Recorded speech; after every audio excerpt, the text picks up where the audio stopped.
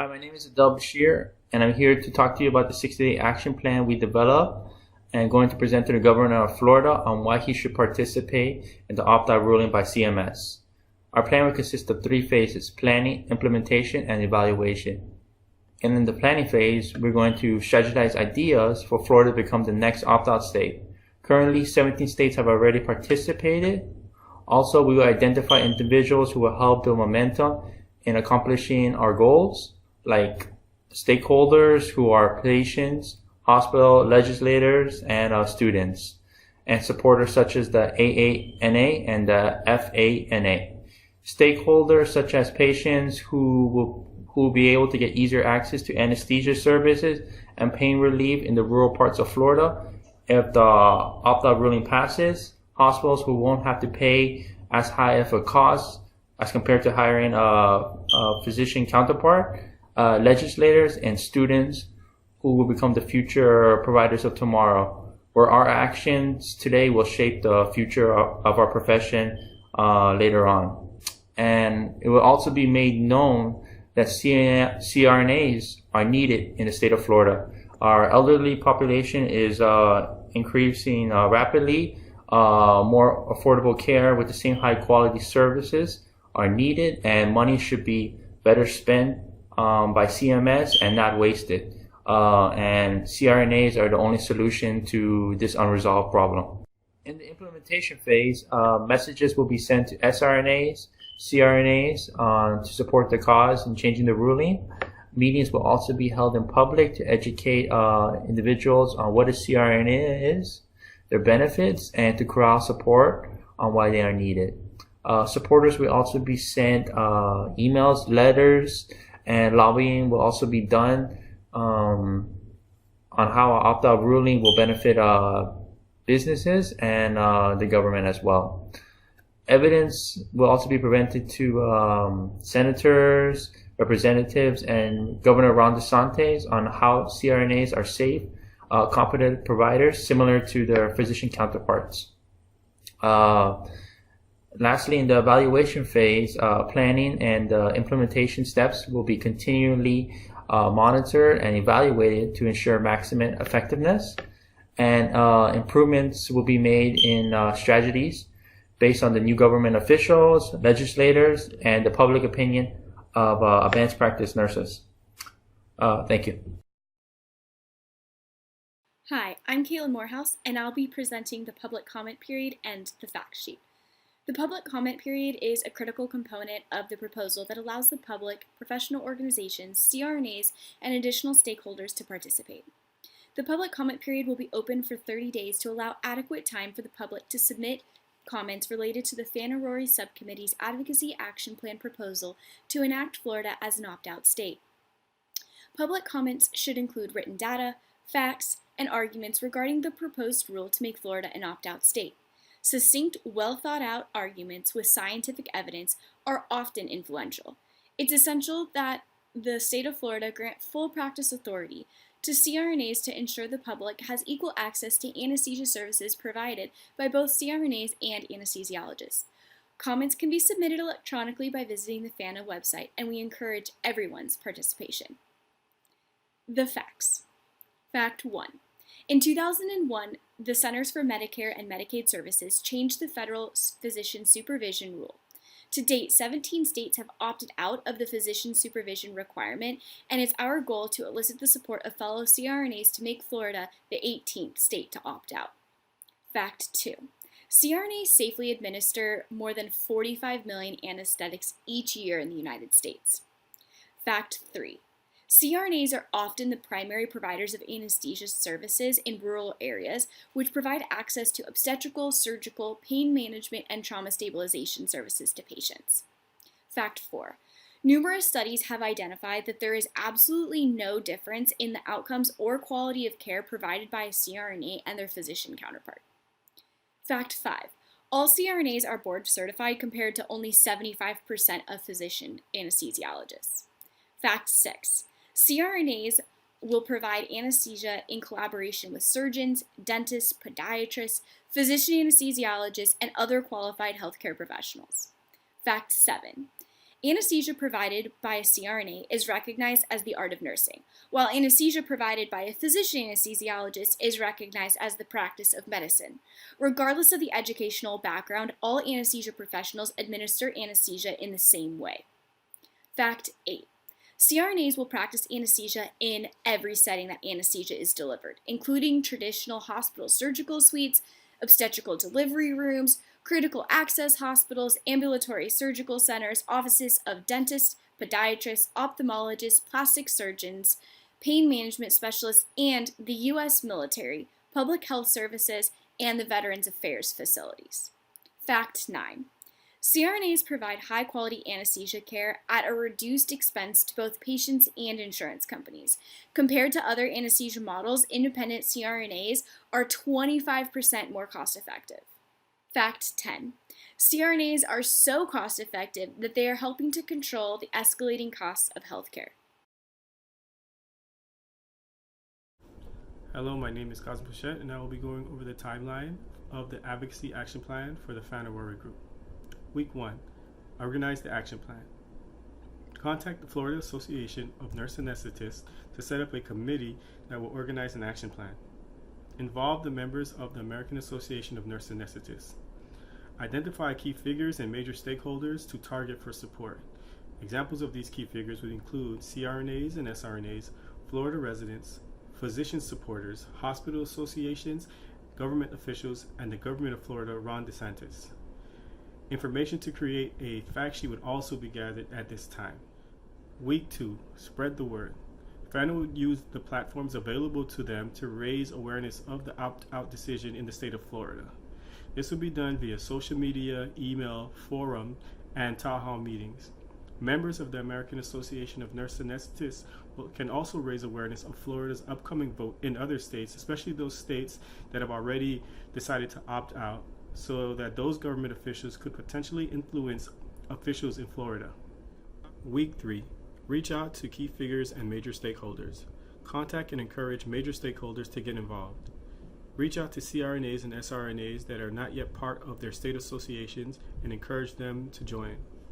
Instruct those who are already members on how to contact state officials and petition them to vote to opt out. Contact physicians that are for opting out, as well as hospitals associations that stand to benefit from the cost effectiveness of opting out. Reach out to other nursing and advanced practice nursing associations in the state to form temporary coalitions, strengthening our numbers. Contact the government officials and Governor Ron DeSantis and request meetings to discuss the option of to opt out. Week 4. Reach out to non-nursing organizations. Reach out to non-nursing organizations that have shown great willingness to support nursing autonomy and nurses practicing to the full scope of their education and training.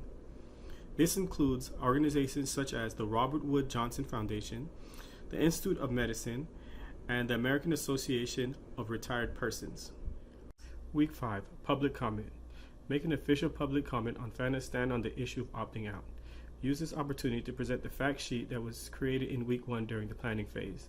This is important since the Center of Medicare and Medicaid does not require a public notification process. Week 6. Become politically active. Members of the organizing committee can author a policy brief to provide background information and explain how opting out can be a solution for healthcare issues related to anesthesia.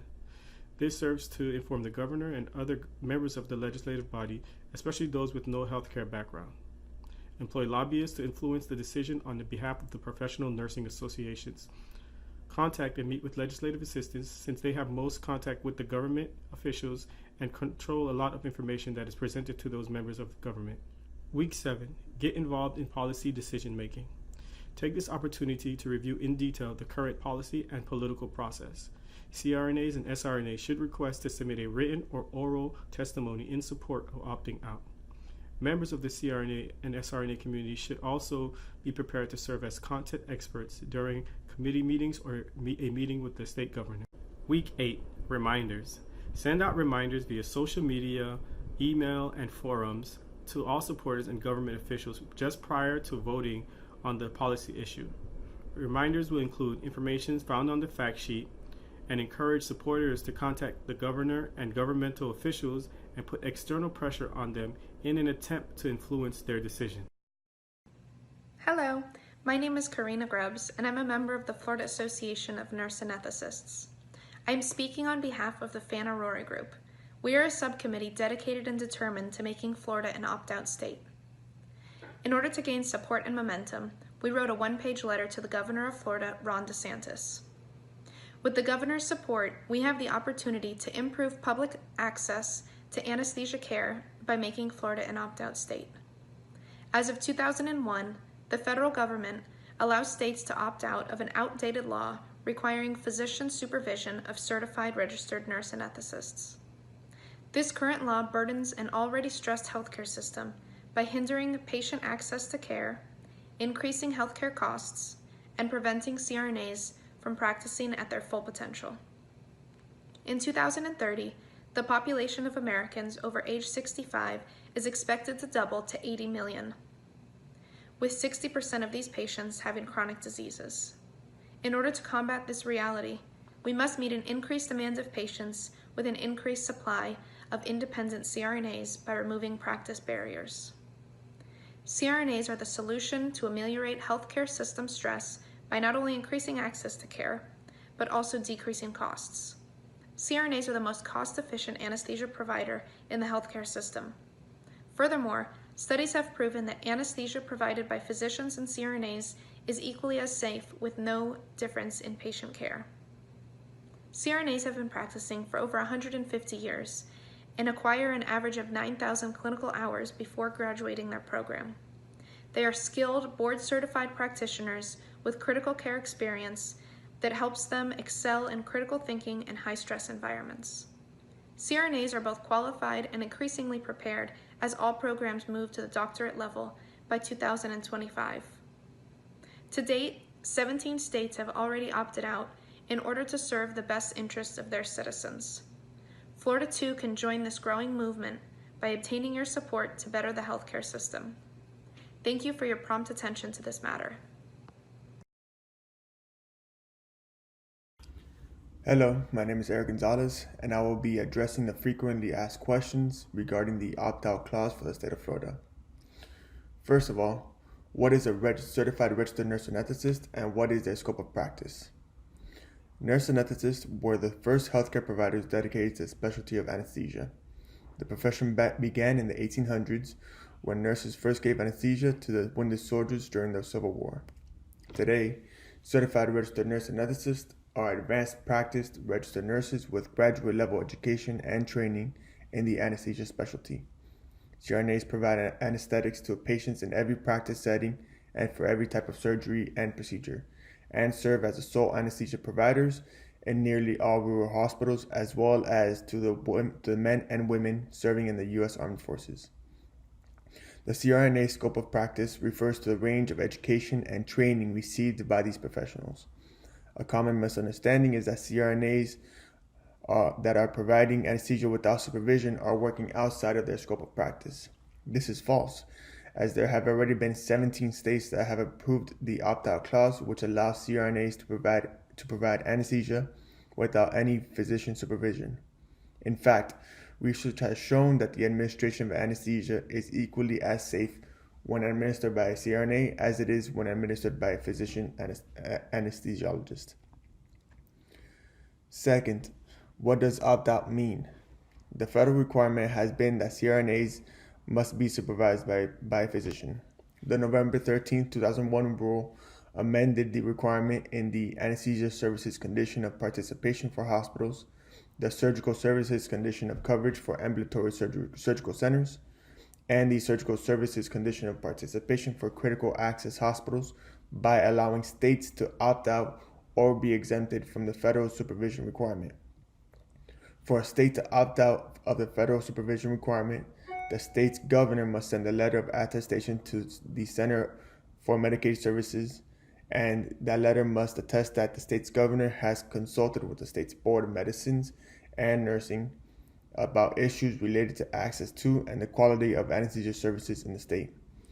Also, that it is in the best interest of the state's citizens to opt out of the current federal physician supervision requirement, and that the opt-out is consistent with state law. Lastly, how does the opt-out clause affect patients and the public? By allowing CRNAs to utilize their full scope of practice, it provides Florida's patient population to have better access to care as well as cost savings passed along through the less expensive salaries of CRNAs as opposed to those of the physician anesthesiologist. When compared to other anesthesia models, independent CRNAs have shown to be 25% more cost effective.